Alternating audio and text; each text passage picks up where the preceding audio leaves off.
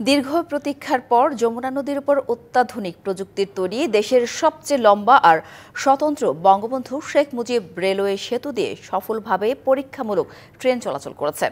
সকাল 10:45টার দিকে সেতুর টাঙ্গাইল ও সিরাজগঞ্জ প্রান্ত থেকে একযোগে ট্রেন চালানো হয়।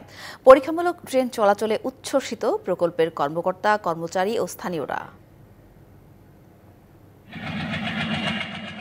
এ যেন পথের পাঁচালীর অপু দুর্গার প্রথম ট্রেন দেখার দৃশ্য। দেশের সর্ববৃহৎ ডুয়েল গেজ ডাবল ট্র্যাকের স্বতন্ত্র বঙ্গবন্ধু সেতু শেখ মুজিব রেল সেতুতে প্রথমবারের মতো পরীক্ষামূলকভাবে চলাচল করছে ট্রেন।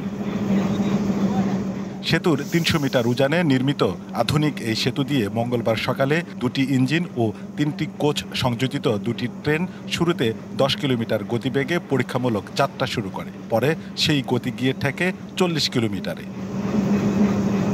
পরীক্ষামূলক ট্রেন চলাচলে উচ্ছ্বসিত প্রকল্পে কর্মরত কর্মকর্তা ও কর্মচারীরা। দ্রুত সেতুর দুই পাশে ডাবল লাইনের কাজ শেষ করার তাগিদ দিয়েছেন স্থানীয়রা।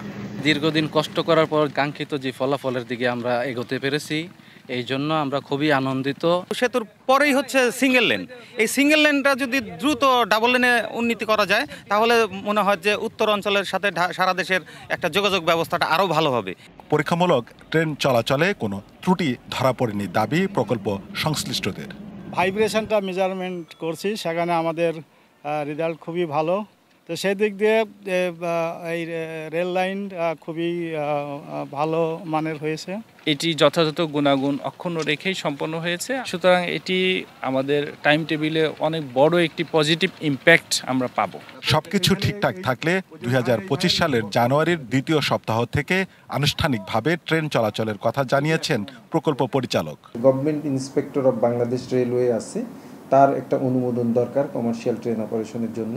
প্রক্রিয়া সম্পন্ন করতে আসলে ডিসেম্বরের শেষ নাগাদ লেগে যাবে। জানুয়ারির দ্বিতীয় উইকে এটা উদ্বোধনের জন্য প্রস্তুত আছি আর কি। ২০২০ সালের নভেম্বর মাসে ৪.৮ কিলোমিটার রেল সেতুটির ভিত্তিপ্রস্তর স্থাপন করা হয়। মোট ব্যয় ধরা হয় ১৬,৭৮০.৯৬ কোটি টাকা, যার ১২,১৪৯.২ কোটি টাকা ঋণ দেয় জাইকা।